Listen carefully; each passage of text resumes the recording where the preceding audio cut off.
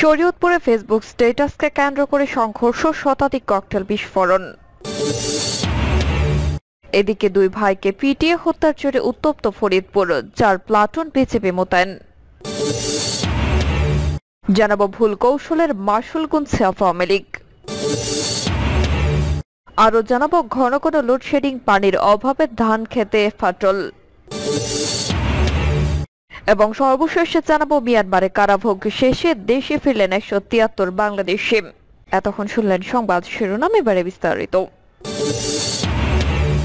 শরীয়তপুরে Facebook স্ট্যাটাসকে কেন্দ্র করে সংঘর্ষ, শতাধিক ককটেল বিস্ফোরণ। শরীয়তপুরের জাজিরায় আধিপত্য বিস্তারকে কেন্দ্র করে স্থানীয় ইউপি চেয়ারম্যান ও তার প্রতিপক্ষের সমর্থকদের মধ্যে সংঘর্ষের ঘটনায় অন্তত 5 জন আহত হয়েছেন। এ সময় শতাধিক ককটেল বিস্ফোরণের ঘটনা ঘটানো হয়। আজ উপজেলার বিলাসপুর ইউনিয়নের সারেংকান্দি গ্রামে এই ঘটনা ঘটে। পুলিশ ও স্থানীয় সূত্রে জানা যায়, আধিপত্য বিস্তার নিয়ে বিলাসপুর ইউনিয়নের বর্তমান চেয়ারম্যান আব্দুল কুদ্দুস ব্যাপারীর সঙ্গে স্থানীয় যুবলীগ নেতা আব্দুল জলিল মাদব্বরের দ্বন্দ্ব দীর্ঘদিনের। এই নিয়ে বেশ কয়েকবার দুপক্ষের সমর্থকদের মধ্যে সংঘর্ষের ঘটনা ঘটেছে। গত 27 মার্চ দুপক্ষের সংঘর্ষে বোমার আঘাতে সজীব মুন্সি নামের এক যুবক গুরুতর আহত হয়। পরে ঢাকার একটি হাসপাতালে চিকিৎসাধীন অবস্থায় তার মৃত্যু হয়। ওই ঘটনার জেরে বুধবার সকালে আবারও দুপক্ষের লোকজন সংঘর্ষে জড়ায়। এই সময় তারা ফসলি জমিতে নেমে একে অপরকে লক্ষ্য করে হাত বোমা ছুড়তে থাকে। বোমার মুহুর্মুহু শব্দে ভারী হয়ে ওঠে আশপাশের এলাকা। ওই ঘটনায় 5 জন গুরুতর আহত হয়েছেন। পরে তাদের উদ্ধার করে জাজিরা উপজেলা স্বাস্থ্য কমপ্লেক্সে ভর্তি করা হয়। স্বেচ্ছাসেবক লীগ নেতা আব্দুল জলিল মাদব্বর অভিযোগ করে বলেন, ফেসবুকে স্ট্যাটাস দিয়ে কুদ্দুস ব্যাপারীর সমর্থকরা আমাদের লোকজনের উপর হামলার প্রস্তুতি নেই। তারা আজ সকালে শাহাবুদ্দিন শারেক নামে আমার এক সমর্থকের হাত পা ভেঙে দেয়। পরে আমাদের লোকজন খবর পেয়ে তাদের প্রতিরোধ করে। এ বিষয়ে অভিযোগ অস্বীকার করে বিলাসপুর ইউপি চেয়ারম্যান আব্দুল কুদ্দুস ব্যাপারী বলেন, জলিল মাদব্বর আমাদের লোকজনদের মারধরের জন্য অন্য এলাকা থেকে লোক ভাড়া করে এনেছে। পরে আজ সকালে তুচ্ছ ঘটনাকে কেন্দ্র করে সংঘর্ষের সৃষ্টি করে। আমার এক লোক গুরুতর আহত হয়। জাজিরা থানার ওসি হাফিজুর রহমান বলেন, আধিপত্য বিস্তারকে কেন্দ্র করে দুপক্ষের সংঘর্ষে বেশ কয়েকজন আহত হয়েছে। ঘটনাস্থলে অতিরিক্ত পুলিশ মোতায়েন রয়েছে। বর্তমানে পরিস্থিতি নিয়ন্ত্রণে আছে। এই ঘটনায় আইনি ব্যবস্থা নেওয়া হবে। দুই ভাইকে পিটিয়ে হত্যার জেরে উত্তপ্ত ফরিদপুর, 4 প্লাটুন বিজিবি মোতায়েন। সম্প্রতি মন্দিরে আগুন দেওয়ার অভিযোগে দুই ভাইকে পিটিয়ে হত্যার জেরে ফরিদপুরের মধুখালীতে উত্তপ্ত অবস্থা বিরাজ করছে। অভিযুক্তদের বিচারের দাবিতে সামাজিক সম্প্রীতি সমাবেশ ও সড়ক অবরোধ করে বিক্ষোভ করেছে স্থানীয়রা। এরই পরিপ্রেক্ষিতে পরিস্থিতি নিয়ন্ত্রণে বুধবার 24 এপ্রিল সকাল থেকে ঢাকা খুলনা মহাসড়ক ও ডুমাইন এলাকায় 4 প্লাটুন বিজিবি মোতায়েন করা হয়েছে। উপজেলা নির্বাহী অফিসার মোহাম্মদ মামুন আহমেদ জানান, আইন শৃঙ্খলা পরিস্থিতি নিয়ন্ত্রণে বিজিবি মোতায়েন করা হয়েছে। তারা টহলে রয়েছেন। আইন শৃঙ্খলা পরিস্থিতি স্বাভাবিক রয়েছে। বিজিবি সদর দপ্তরের জনসংযোগ কর্মকর্তা মোহাম্মদ শরীফুল ইসলাম গণমাধ্যমকে জানান, ফরিদপুর জেলা প্রশাসনের ম্যাজিস্ট্রেটদের সঙ্গে ফরিদপুর সদর সহ মধুখালী উপজেলার বালিয়াকান্দি পঞ্চপল্লীর নিকটে এবং বাঘাটে বাজার এলাকায় যৌথ বাহিনীর সঙ্গে সমন্বয়ে টহল পরিচালনা করা হচ্ছে। বর্তমানে এলাকার পরিস্থিতি স্বাভাবিক রয়েছে। ম্যাজিস্ট্রেট সহ যৌথ বাহিনীর সঙ্গে বিজিবির টহলের পাশাপাশি গ্রাম পুলিশ অবস্থান করছে।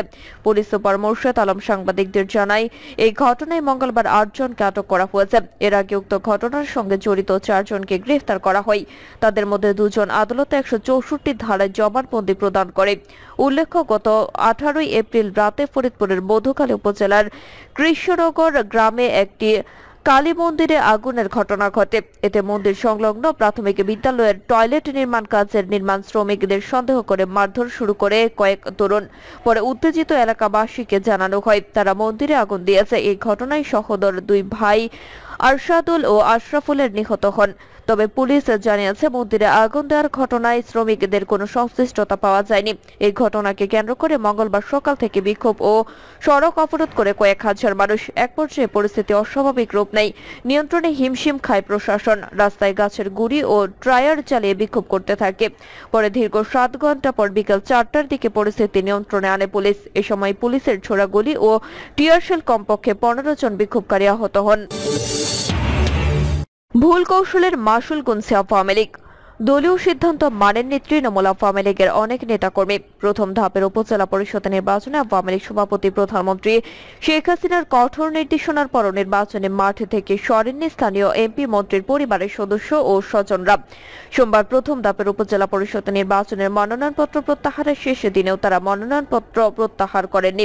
উল্টো নানা যুক্তি দেখিয়ে নির্বাচনে প্রতিদ্বন্দ্বিতা করার ঘোষণা দিয়েছেন তারা। বিষয়টি নিয়ে আওয়ামী লীগের ভিতরেও এক ধরনের অস্বস্তিকর পরিস্থিতি তৈরি করেছে। বিশেষ করে দলের দুজন প্রেসিডিয়াম সদস্যদের ভূমিকা নিয়েও কেন্দ্রের মধ্যে অস্বস্তি লক্ষ্য করা যাচ্ছে।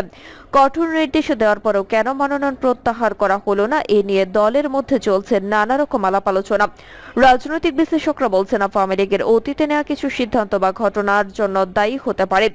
উদাহরণ দিয়ে কেউ কেউ বলেছেন গাজীপুর সিটি কর্পোরেশনের সাবেক মেয়র জাহাঙ্গীর আলমকে একাধিকবার দলীয় শৃঙ্খলা ভঙ্গের জন্য বহিষ্কার করা হয়েছিল, কিন্তু পরে আবার তাকে দলে ফিরিয়ে আনা হয়। জাহাঙ্গীর আলমকে প্রথমবার বহিষ্কার করার পর যখন দলে ফিরিয়ে আনা হয়, পরে দ্বিতীয়বার তিনি আবার একই ভুল করলেও তাকে সাধারণ ক্ষমা দিয়ে দলে ফেরত আনা হয়। রাজনৈতিক বিশ্লেষকরা বলছেন আওয়ামী লীগের অতীতে নেওয়া কিছু সিদ্ধান্ত বা ঘটনা এর জন্য দায়ী হতে পারে।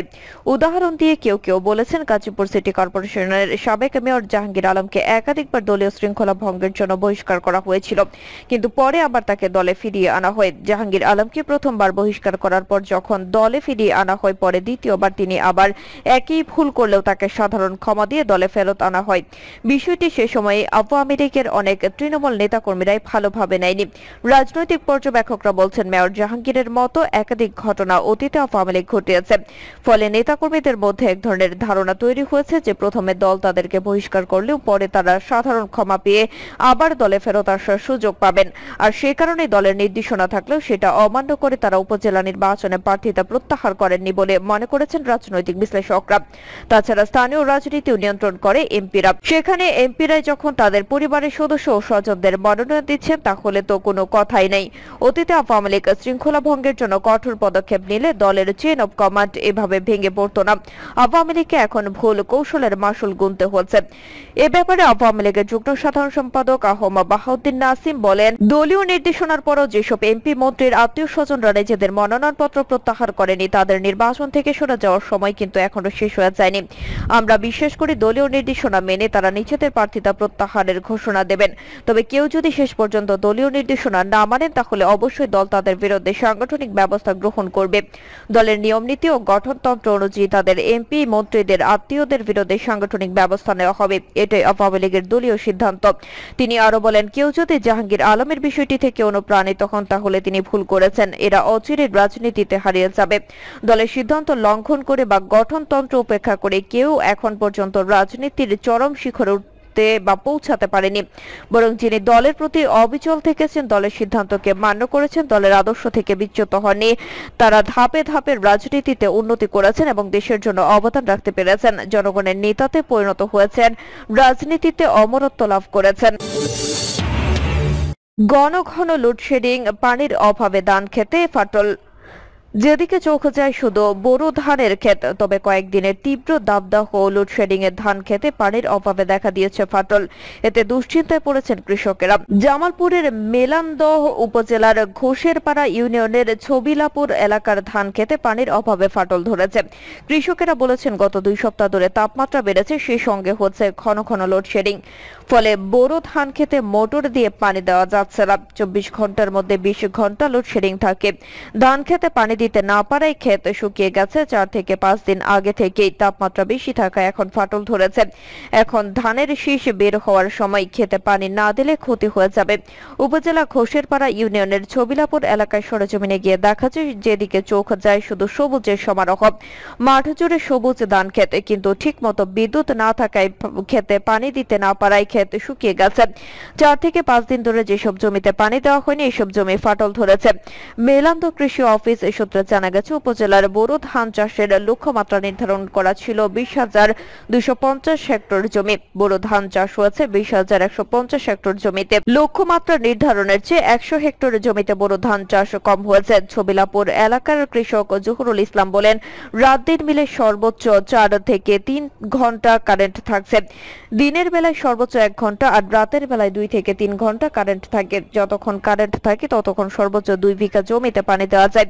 আবার বাকি জমিতে পানি দেওয়া যায় না। কৃষক আলতাফুর রহমান বলেন, সব ধান গাছ থেকে শীষ বের হচ্ছে, এই সময় খেতে পানি নেই। এখন যদি পানি না থাকে তাহলে বেশিরভাগ ধান চিটা হবে। সব ক্ষেত শুকিয়ে গেছে, অনেক ক্ষেতে ফাটল ধরেছে। কৃষক চান মিয়া বলেন, ক্ষেতে ফাটল ধরে চৌচির হয়ে গেছে, কিছু কিছু ক্ষেতে ধরে চৌচির হয়ে গেছে, কিছু কিছু ক্ষেতে 7 দিনে একদিন পানি যায়, কারণ কারেন্ট রাতে একটানা আধ ঘন্টা থাকলে আবার 2 ঘন্টা নেই। একটি মোটর দিয়ে 5 থেকে 6 বিঘা জমিতে পানি দেওয়া হয়। কমপক্ষে 10 থেকে 12 ঘন্টা কারেন্ট থাকলে পানি ঠিক মতো দেওয়া যেত। মেলান্দ উপজেলার কৃষি কর্মকর্তা আব্দুল্লাহ আল ফয়সাল বলেন, যেসব ধানে শীষ বের হচ্ছে ওই সব ক্ষেতে এখন পানি না থাকলে ধান চিটা হওয়ার সম্ভাবনা থাকে। এই গরমে আমরা কৃষকদের পরামর্শ দিয়ে যাচ্ছি। প্রিয় দর্শক, এই ছিল এখনকার সর্বশেষ সংবাদ। আপডেট সব সংবাদ পেতে চ্যানেলটি সাবস্ক্রাইব করে বেল আইকনটি ক্লিক করে রাখুন।